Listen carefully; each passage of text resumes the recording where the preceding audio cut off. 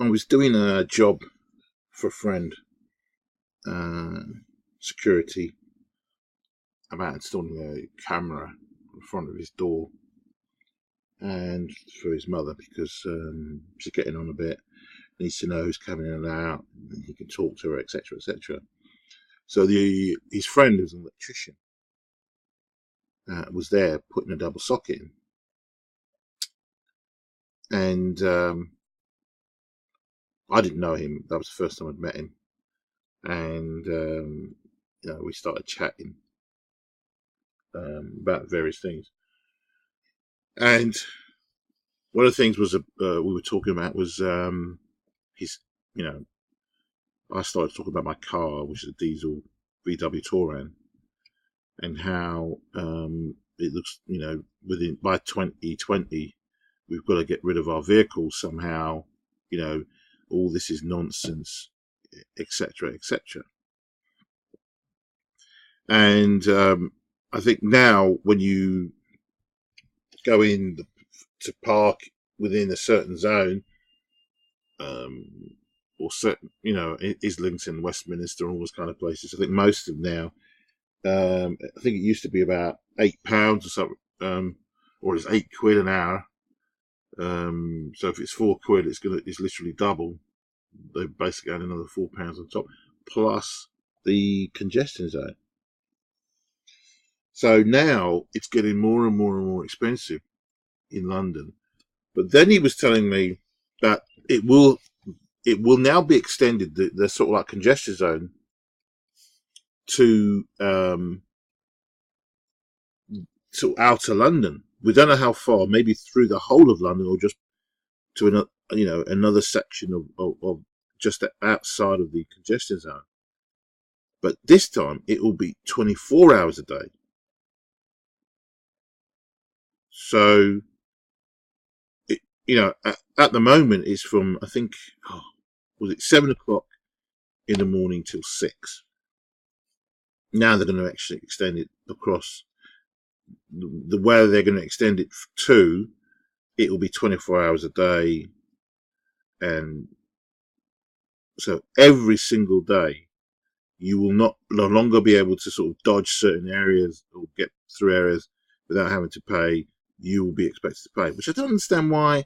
What's the point? Why we've got to pay this when there are alternatives that are coming in slowly? We've got hybrid vehicles that could have been, the government in the UK could have spent time speaking to, the manufacturers and saying, look, how, this is a few years back. I was thinking about it a few years back, where they could have said, look, let's start producing more and more hybrid vehicles. It's no longer a sort of luxury thing. It's important, but also vans, more hybrid vans. Because when they bring this ban on diesels, where are the workers? Electricians, plumbers, people who've got a lot of equipment. How are they supposed to carry this stuff? Because there are literally, I'm telling you now, the manufacturers are probably bringing out diesel van cars. The trouble is, in 2 years' time, they'll still be quite expensive. So the ones they bring out now, in 2 years' time, will have hardly dropped in price. In fact, their price will go up, if anything, because everybody will be desperate to get this diesel vehicle. Now, a lot of people can probably get away with using an estate. If they cut back on everything that they've got in their van, they could probably say, right, I'll use a diesel estate. But it means that you can't put things on, there's no shelves, you can't tidy it very easily. I suppose you can, but it's a bit more palaver. If you take the seats out at the back and literally just, use the front two, get quite a bit of stuff in there. But then you've got to make sure that you board the inside somehow so that people can't see what you've got inside the vehicle. Because I had a car that was stolen. Now, it was stolen. They'd been watching the vehicle for obviously a few weeks now. It was parked outside a door that had a security camera that was panned on it all the time. I moved it from that position just a little bit further up the road because I was wanting to move it around. Bang, it's gone. Literally, when I looked the next day. So getting back to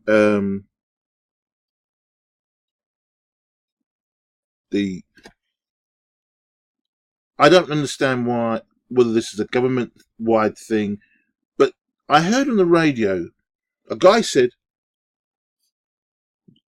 in the 70s there was a big hullabaloo about petrol vehicles, about petrol and the amount of lead that was in petrol. And, there was a big issue about it. It was going on and on. And eventually, all vehicles now are unleaded. And everybody still uses the word unleaded. Even after all this time, put some unleaded in. It's just a name that's stuck to petrol. But there is no leaded petrol.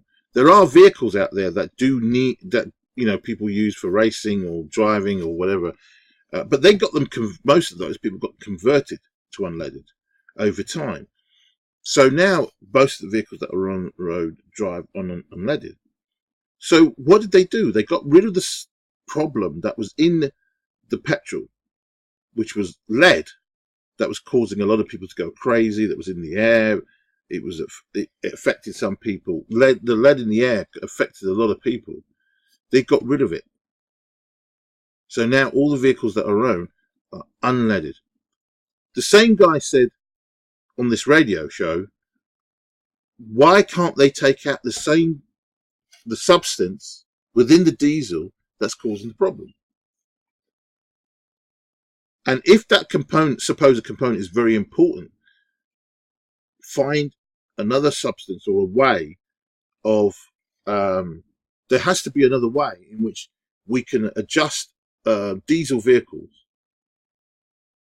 on the road so that they become safer from the point of view of the so-called pollution. Because at the end of the day, remember, unleaded cars are still polluting. They're still very pollutive. Okay. But in compared to the old lead, lead that was put in, they're much less polluting than the old lead. So why not just get rid of the substance in the diesel that's causing the problem?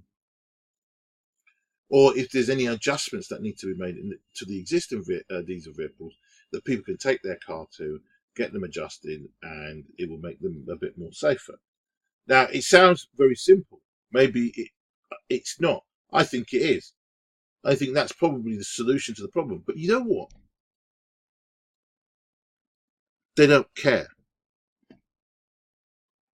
The fact that they are not bringing it out or talking about a scrapping scheme shows you that their purpose is to force people to eventually drop the diesel, which the government banged on and banged on and banged on for years, so that all these employees out there spent diesel on all their fleets.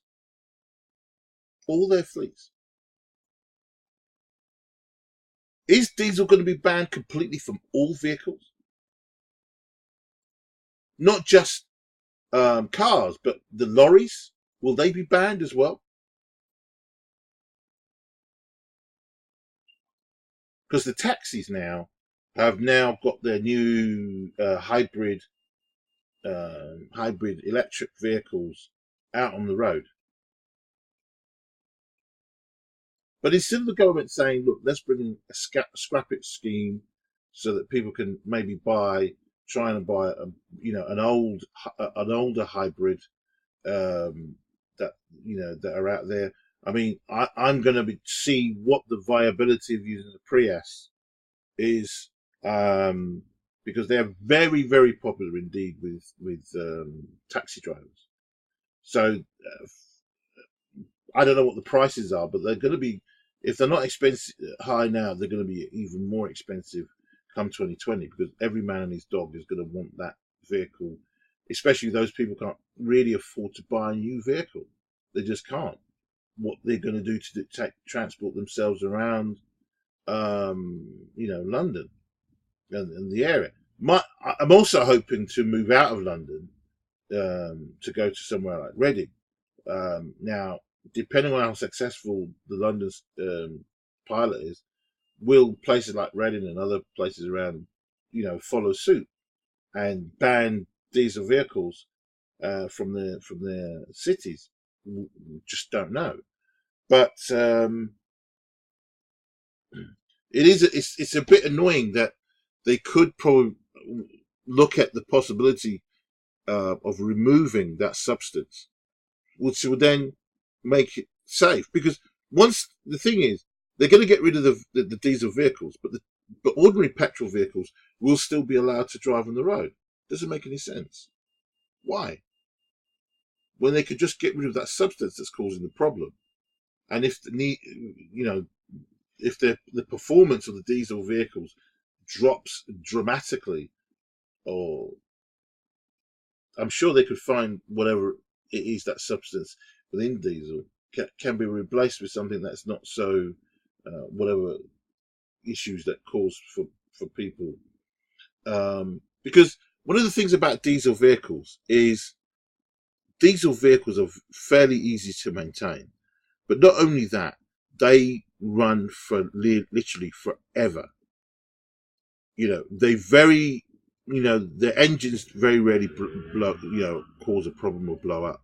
Whereas with with petrol vehicles, they're always, they get to a certain mileage, 140, 150, and their engine is likely to blow up, or not blow up, but go. And whereas for instance, my diesel car, the VW Touran, has done 244,000 miles. And I suppose if I decide to keep pushing it, I might be able to get it to 300. Why not? You look after the vehicle, you make sure it's maintained, don't over rev it, it's not, treat it like a toy racer, and you look after it. I don't see why not. At least, if not 300, at least, I don't know, 280 or something like that, 270, 280. So what I'm saying to you is that diesel vehicles are noted for being very strong, very sturdy. Starts up a lot of the time, first time in even in harsh winter, whereas some petrol vehicles will be sitting there turning over, and they won't turn. Whereas diesel, once it heats up the coils, and then you just turn, usually starts up virtually straight away.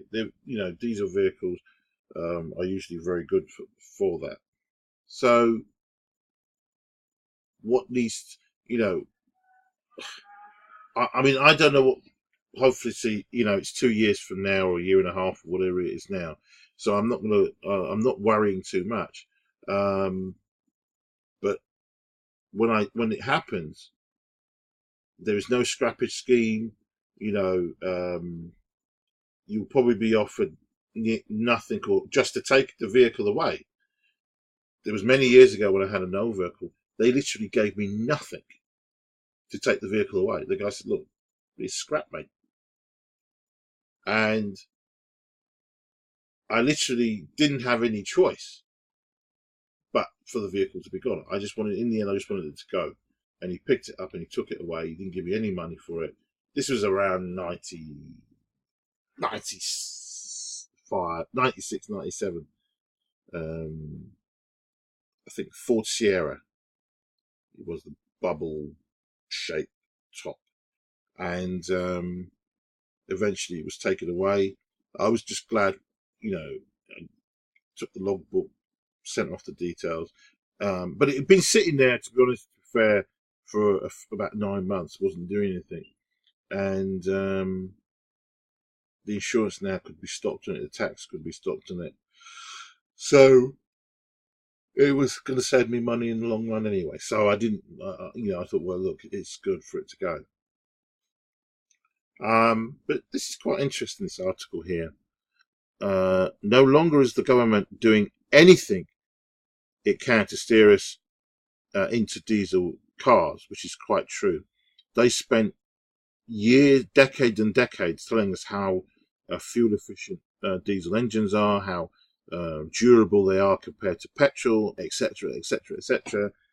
Everybody go over to diesel, use diesel vehicles, and now they're deemed as the devil's, I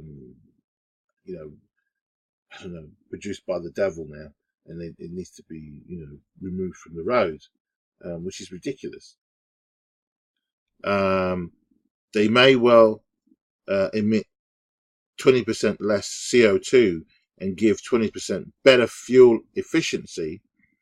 So the CO2 is actually apparently, is saying here 20% less, and it's 20% better fuel efficiency.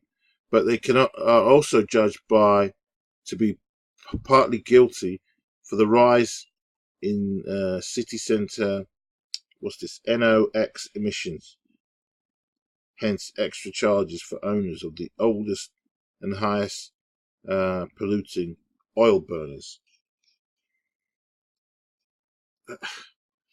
I mean, it's ridiculous. People are being penalised because they went and bought a cheaper vehicle. I'm being charged already extra, another £4, depending on where you go, Westminster or quite a few of the areas. The moment you pay for parking, if it's £4 or £5, another £4 is added on top of so it's £8 or £9 to park in there for the hour, including the congestion zone as well. It's ridiculous. They will come. This will come as a nasty surprise to owners of more than 10 million diesel cars on British roads. Benefits such as cheaper road tax and lower company car tax mean even today almost half the new cars registered are diesels. The European Commission is suing the government for breaking air pollution limits, and it's responding by targeting diesel cars. That's the reason, because the Muppets in the European Commission have gone after the British government, and this is the only way they feel they can get rid of the problem that was there. As I said, that whatever was causing the emission in the diesel should have been removed. But they're quite happy to push this through, really, on one level. See, the thing is, electric is going to be the number one vehicle, vehicle from 2040. Why 2040? Why not 2025? I mean, they could have pushed people over slowly to hybrid, okay? And then by that time, by 2025, batteries will have improved immensely by then, because the eventual aim of electric cars will become self-charging. They will no longer be needed to be plugged into the mains, but they will become self-charging, and so can then run on for a long, long time without any other. But without an engine, they will just be literally, electric powered. But will the car companies allow that? Will the oil companies allow that? They don't have much choice. Is this fair? Well, diesels do admittedly produce more NOx and I can't read that. My eyes are in a bit. more than petrol cars. However, since 1992, emissions limits have been tightened up. Diesels faced ultra tough standards from January of 2011, where the NO limit was reduced to a tiny 0.18 grams per kilometre. To achieve this, many models had to be fitted with diesel filters, or DPFs, which cleaned exhaust gases of virtually all the particles.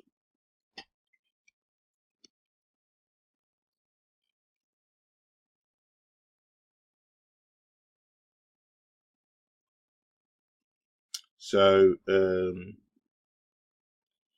let me just go through this. Today's Euro 6 cars, today's Euro 6 diesels are cleaner still. The NO emissions limit is just 0.08 G, meaning a brand new diesel emits little more NOx than a compatible petrol car. By rights, if you own a modern diesel, you should have nothing to worry about. It's the older models that the government and cities are going after. Well, which is the older models? So let's have a look. Oh dear!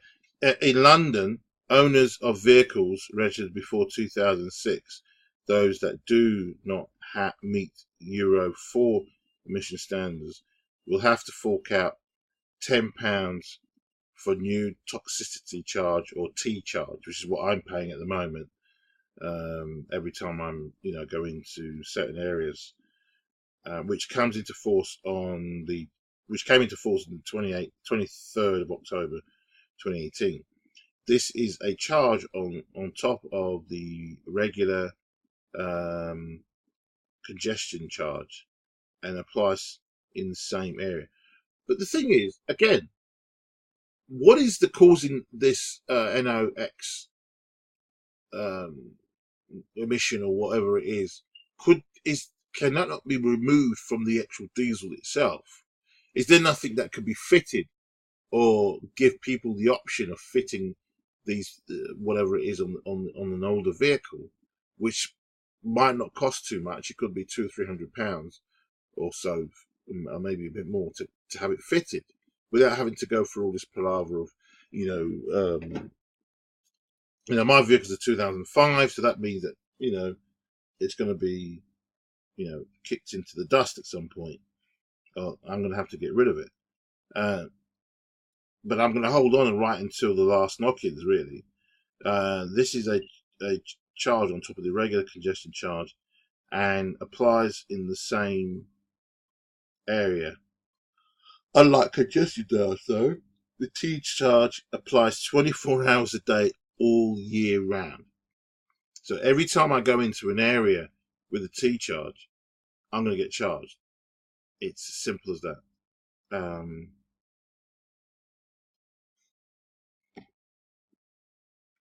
London is going further. In April 2019, the new ultra-low emission zone will replace the t-charge here. Those who own a car that doesn't meet Euro 6 emission standard will have to pay £12 a day to drive in the city. Wow. £12.50 a day, sorry. Petrol cars registered before 2006 will also be included. Okay, but it's much tighter on diesels. Only those registered after September 2015 will escape the charge. Right.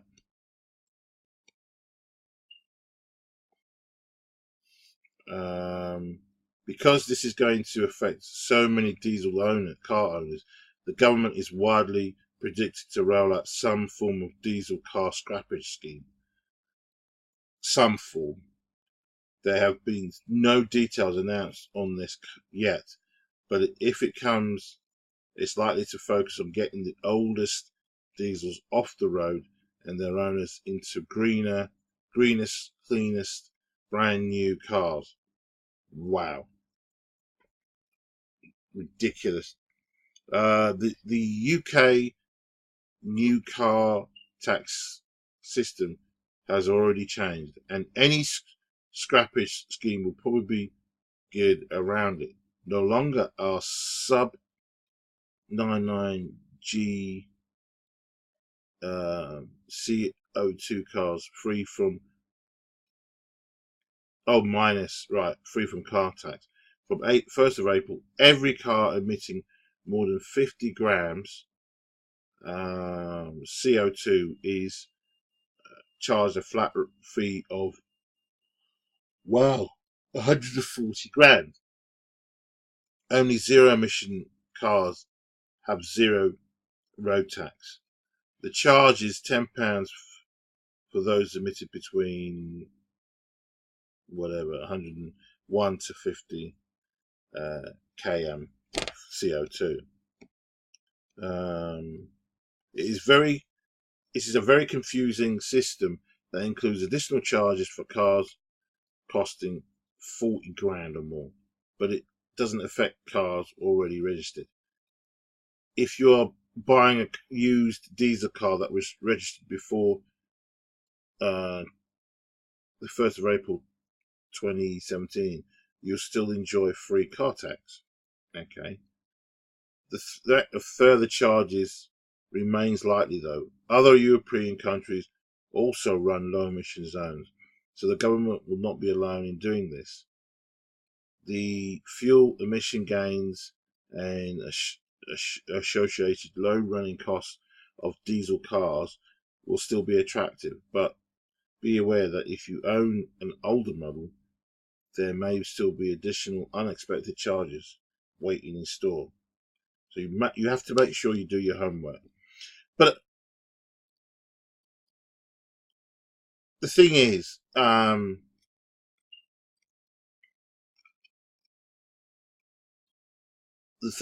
the end of the day, I go back to what I said originally. Whatever was causing the problem within diesel, the fuel itself, like they did with petrol, they removed lead, which was causing the problem in the air before. Whatever is causing the problem in diesel could and should be removed.